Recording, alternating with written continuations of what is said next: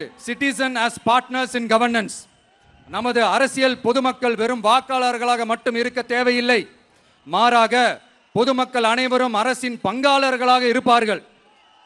My வெற்றி தமிழ்நாடு.in என்ற இணையதளம் ஒன்று உருவாக்கப்படும்.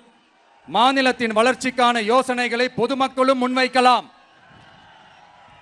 கொள்கை முன்மொழிவுகளுக்கு வாக்களிக்கலாம். அரசு சேவைகளை மதிப்பிடலாம். நிதிநிலை அறிக்கை செலவினங்களை கண்காணிக்கலாம். மக்கள் அரங்கம் என்ற திட்டத்தின் மூலம் தமிழக வரலாற்றில் முதன்முறையாக குடிமக்கள் ஒரு முறையான டிஜிட்டல் தளம் மூலம் நேரடியாக சட்டமன்றத்தில் மனுக்களை சமர்ப்பிக்க முடியும்.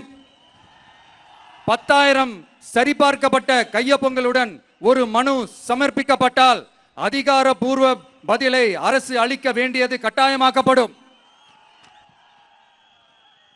அடுத்தது அதே மாதிரி 5 லட்சம் கையொப்பங்கள் கொண்ட மனு எனில் அது குறித்து தமிழக சட்டமன்றத்தில் கட்டாயமாக